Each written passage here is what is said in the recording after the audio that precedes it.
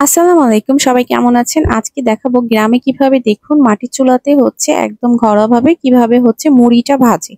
আজকে সেই ভিডিওটাই আপনাদের সাথে শেয়ার করব। এখানে দেখতে পাচ্ছেন এটা হচ্ছে মুড়ির আর কি ধানের যে চাল সেটাকে কিছুক্ষণ তারা লবণ দিয়ে একটুখানি লবণ দিয়ে ভিজিয়ে রেখেছিল। সেটা এখন দেখুন একটি মাটির পাতিলে এভাবে করে ভাজছে। এভাবে ভাজতে থাকবে প্রায় অনেকক্ষণ ধরেই এটা ভাজা হবে।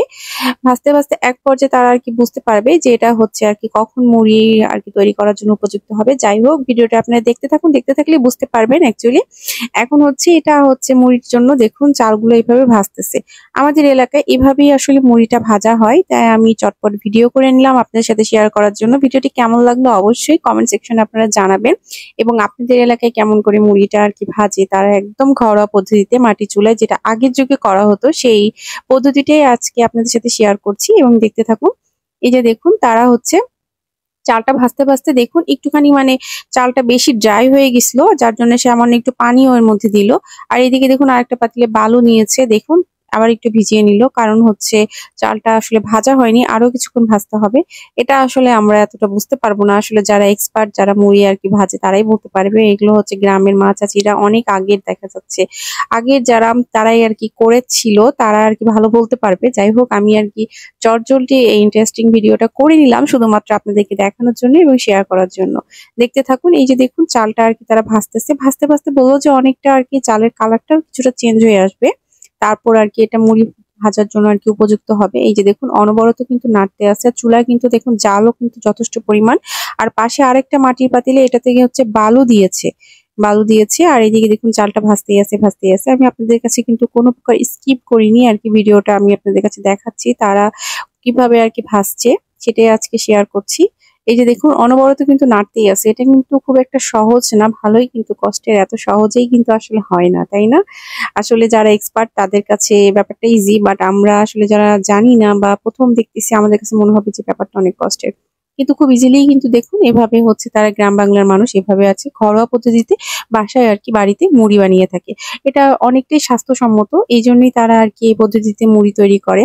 কারণ বাজারে তো বেশিরভাগই কীটনাশক বা ইউরিয়া দিয়ে যে মুড়িটাকে সাদা করে মুড়িটাকে ভাজা হয়, এটা খুব একটা স্বাস্থ্যসম্মত নয়। তার জন্য আর কি অনেকেই বাসায় নিজেরা এরকম গ্রামের বাড়িতে আর কি হচ্ছে নিজেরা এরকম মুড়ি ভেজে থাকে। আর রমজান মাসে তো মুড়ি অনেকেই খেয়ে থাকে, যার জন্য আর কি এটা খুবই ভালো একটা প্রসেস। যাই হোক, আপনারা দেখতে থাকুন কিভাবে আর কি মুড়িটা ভাজতেছে, আপনারা দেখতে থাকুন। এভাবে দেখুন কন্টিনিউয়াসলি কিন্তু চালটাকে এভাবে ভেজেই যাচ্ছে, দেখতে পাচ্ছেন কালারটা কিন্তু অনেকটাই চেঞ্জ হয়ে আসতেছে, চালটা কিন্তু অনেকটাই ভাজা ভাজা হচ্ছে। আর এইদিকে দেখুন আরেকটা চুলায় বালু দিয়েছে, বালুটাও কিন্তু একটু উত্তপ্ত করতেছে, মানে দুইটা চুলাতেই সমানভাবে জাল দেওয়া হচ্ছে। বালুটাও কিন্তু যথেষ্ট গরম হবে। আরেকটা দুটাই দেখুন মাটির পাতিলেই করছে, মনে হয় মুড়িটা মেবি মাটির পাতিলেই এরা করে থাকে। যাই হোক, দেখতে পাচ্ছেন যথেষ্ট কিন্তু চালটা কন্টিনিউয়াসলি ভাবে নেড়ে যাচ্ছে। আর এই যে দেখুন বালুটাও কিন্তু যথেষ্ট ভাবে উত্তপ্ত করা হচ্ছে, মানে হাই হিটে, একদম বলতে গেলে চালটা একদম হাই হিটে দিয়েছে। আর এটা কিন্তু একার পক্ষে সম্ভব নয়, কারণ এখানে দেখতে পাচ্ছেন দুইজন করতেছে, কারণ একা এক দুই ভাবে সম্ভবই নয়, দুইজন লাগবেই, মাস্ট বি এই মুড়িটা ভাজতে।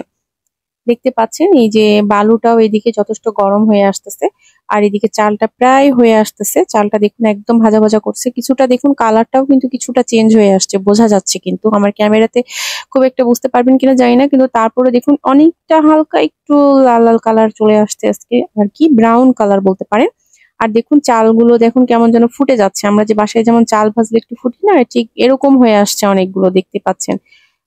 এই যে দেখুন তার এই পর্যায়ে আর কি বুঝতে হবে যেগুলো প্রায় হয়ে এসেছে। এই আমি যেটা বুঝতে পারলাম আর কি ভাজতে ভাজতে, আর এই সময় দেখুন হাতও কিন্তু লেগে যাচ্ছে, কন্টিনিউয়াসলি কিন্তু তারা নাড়তেছে, নাড়া কিন্তু বন্ধ করতেছে না। একভাবে দিয়ে রাখলে হবে না, এভাবে কন্টিনিউয়াসলি নাড়তে হবে। আর এদিকে দেখুন বালুটাকেও একটু নেড়ে চেড়ে নিয়ে রেডি করে নিচ্ছে। এখন এটা ভাজা হলে মেবি বালুর মধ্যে দিয়ে দিবে।